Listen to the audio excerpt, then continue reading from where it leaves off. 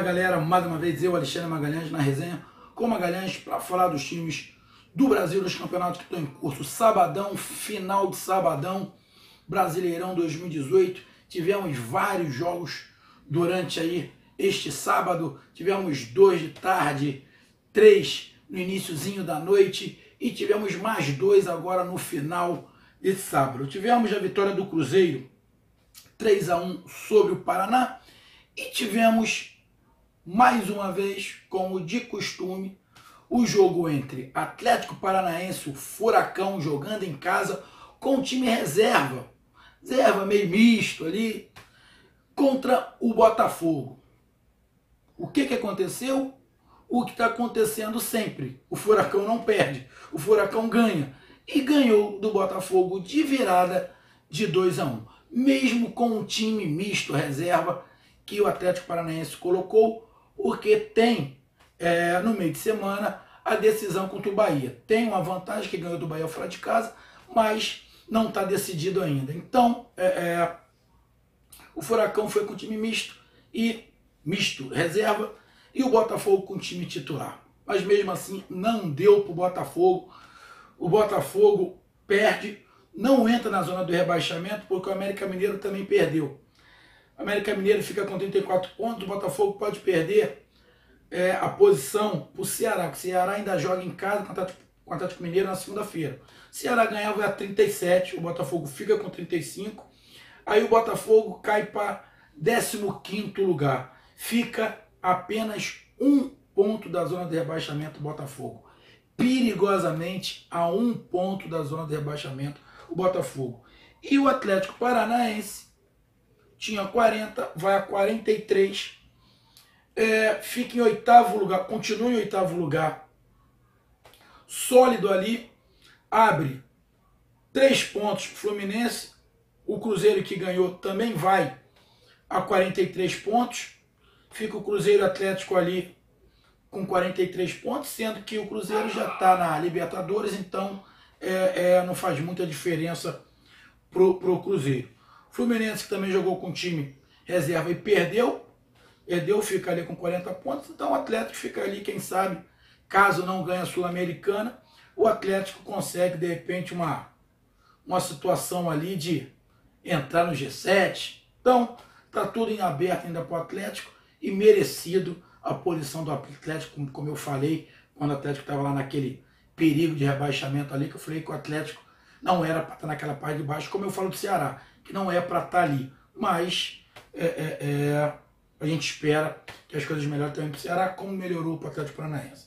E esse jogo Atlético Paranaense e Botafogo? Bom, foi um jogo atípico, porque sinceramente no Campeonato Brasileiro eu não tinha visto ainda o Furacão jogar com time reserva, com time misto. Ainda não tinha. A vantagem do Furacão é que esses jogadores, o treinador já conhece que muitos desses jogadores jogaram com ele no campeonato regional, quando ele não era o técnico, era o Fernando Diniz e ele não era o técnico. Então, ele conhece, colocou alguns jogadores ali, o Bruno Guimarães estava no time, mas o que fez a diferença nesse jogo foi o banco de reservas. O banco de reservas do Furacão fez a diferença. Entrou o Pablo, entrou o Nicão.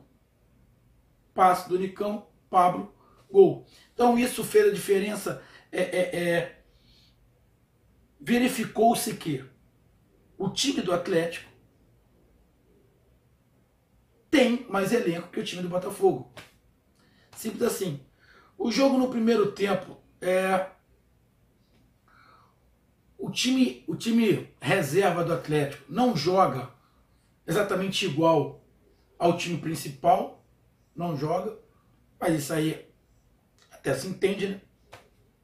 Falta um pouco de conjunto para o time, mas o time tentou acelerar o jogo, tentou fazer a mesma coisa que o titular faz, tentou acelerar o jogo, mas encontrou uma certa dificuldade, mas estava batalhando, estava tentando, o Botafogo tentando também, porque o Botafogo precisava, e o jogo ficou, sinceramente, no primeiro tempo, eu achei o jogo mais xoxo, ficou um jogo mais xoxo. Depois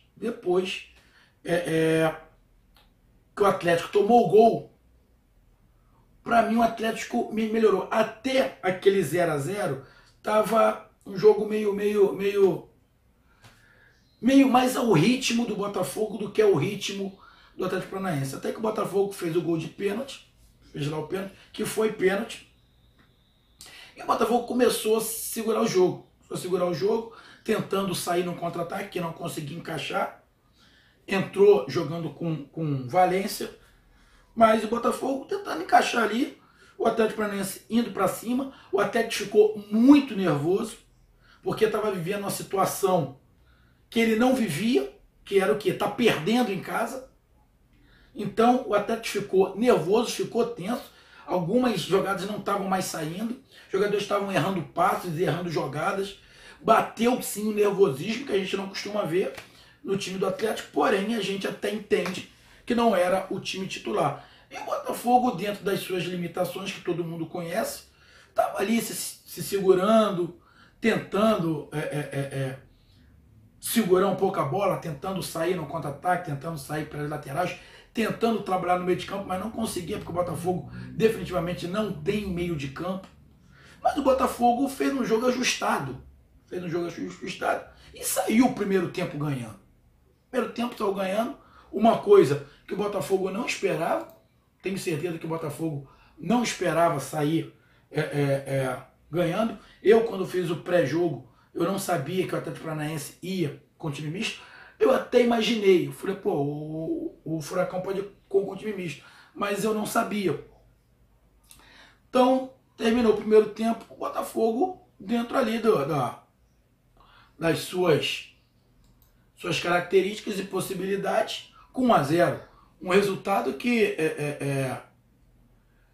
sinceramente, eu não esperava. Mas, o que eu falei, da mesma maneira que o Furacão jogou fora de casa e ganhou do Bahia, e o Furacão não ganhava aqui no Brasil, fora de casa, há um tempão, o Botafogo poderia chegar lá e ganhar.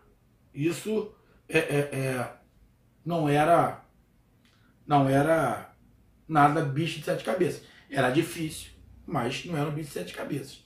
Então, o Botafogo, aos 29 minutos, fez o seu gol e conseguiu a vantagem, conseguiu segurar. Primeiro tempo, o Atlético foi todo para dentro, mas mesmo assim o Atlético estava tenso demais, estava nervoso demais, não estava conseguindo encaixar as jogadas. Mas foi tentando, mais que na força do que na qualidade. Só que com o passar do tempo, o time foi começando a se encaixar, viu que o Botafogo não estava tendo muita força para sair no contra-ataque, que o Botafogo também recuou, até que numa bobeira de posicionamento da zaga do Botafogo, o Igor Rabelo tentou tirar, deu um espichão, acabou que se o jogador do Atlético tivesse impedimento não estava mais, porque ele cortou a jogada, virou uma jogada nova, e o Bergson pegou de virada e fez um golaço. Não sei que, como a bola subiu muito, não sei se era para o Saulo sair. De repente, se o Saulo sai, porque como a bola subiu e o Bergson teve que virar o corpo, se preparar para chutar, de repente, se ele sai, ele trombava ou conseguia socar a bola, mas ele ficou esperando. Ele ficou esperando para ver o que o atacante ia fazer. Sinceramente, eu não sou goleiro, mas de repente um goleiro aí, colega fala, mas eu acho que o Saulo tinha que sair. Mas é só minha opinião. O Bergson chutou e fez 1 a 0. A partir do 1 a 0, do 1 a 1, o Atlético se acalmou. O treinador fez as substituições, já tinha feito fez as substituições, deixa eu ver aqui. Qual foi o tempo? O gol saiu aos 10, né? O gol saiu aos 10. Deixa eu ver. Ó, ele botou o Nicão no lugar do Marcinho aos 18. O gol saiu aos 10. Bom, não, ele só fez as mudanças depois. Colocou o Nicão aos 18. Aí o Botafogo mudou, botou o Renatinho no lugar do Eric. Aí depois ele tirou o Camacho, botou o Rosseto. E no finalzinho, ele botou aqui o Pablo. Aí já tinha o Nicão e o Pablo, numa jogada rápida com o Nicão, o Pablo fez o segundo. E o Furacão ainda teve chance de fazer o terceiro, teve pelo menos 2 contra-ataques que se encaixa o Furacão fazer o terceiro. Então, ganhou para mim, mesmo com o time reserva misto, o melhor time, o que jogou melhor, o que tinha um banco de reservas melhor. E uma coisa que eu não entendi, meu amigo torcedor do Botafogo, eu quero que alguém me explique. Por que toda vez que o Botafogo está perdendo, o Joel Carli vai para o ataque? Qual foi a vez que o Joel Carli foi para o ataque e ele ajudou o Botafogo em alguma coisa? Quantos gols o Joel Carli tem na carreira, abandonando a zaga, botando alguém no lugar dele e ele indo para o ataque pesado, sem habilidade? Ele ajuda em que no ataque? Eu quero saber. Ele ajuda em que, saindo da defesa, ele já não é lá grande zagueiro. Quero saber por que ele sai da defesa e vai para o ataque. Juro que eu não entendo. Ah, por uma bola aérea. Quantos gols de cabeça o Joel Carli fez na carreira? Cara, esse negócio de quando o Botafogo tá perdendo, ele troca de posição, ele vai para centroavante e bota no lugar dele, cara, é a maior besteira que eu vejo. Se ele fosse um Dedé, um jogador que fizesse gol de cabeça sempre, toda hora, se fosse o Léo lá do Atlético Mineiro, que faz gol toda hora, o Hever, até o Hever do Flamengo, que tá toda hora fazendo gol de cabeça, outros zagueiros que estão sempre fazendo gol de cabeça, eu até entendo. Mas quantos gols o Carli tem? Cara, boa. O Carli já não é bom atrás. Na frente então, filho. Ficava atrás. O Botafogo tomou uns dois contra-ataques porque só tinha um zagueiro. Ele botou o Bochecha de lugar dele, coitado do Bochecha. Então é melhor o Bochecha lá pra frente do que ele. Então é loucura isso que o Botafogo faz. É por isso que o Botafogo tá 1 ponto só da zona de rebaixamento. É por causa dessas coisas. Arrego, né? Então, meu amigo botafoguense não deu mais uma vez. O Botafogo teve até uma certa facilidade, teria uma facilidade maior que os outros times não têm, de não jogar com o time principal do Atlético Paranaense, mas mesmo assim não conseguiu vencer. E o Furacão botou um time misto, deu certo, ganhou mais 2 pontos, exorciza de vez qualquer coisa de Z4, que chega aos 43 pontos, e agora o que vier para o Atlético Paranaense é lucro. Se ganhar Sul-Americano, legal, já está na Libertadores. Se não ganhar, está próximo ali de brigar e pode ter um G7 e o Furacão entrar. Então, meus amigos torcedores do Atlético, meus amigos torcedores do Botafogo, uma noite feliz o Furacão, uma noite triste o Botafogo, mais uma noite triste, onde o Botafogo até o final do campeonato, essas últimas 7 rodadas, vai ter muito sofrimento o Botafogo, muito sofrimento para o Botafogo. Uma pena. E um detalhe só para falar que eu achei um absurdo que eu escutei no jogo do Flamengo Internacional. A renda do Flamengo no ano, com estádio, com público, o que o Flamengo arrecadou só nos jogos é mais do que os 3 times do Rio junto.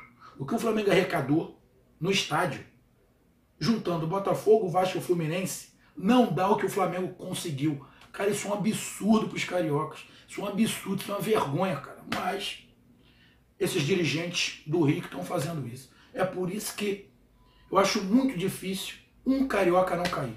Muito difícil.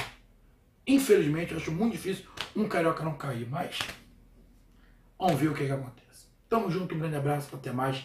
Valeu e dê seu like. Tchau, fui.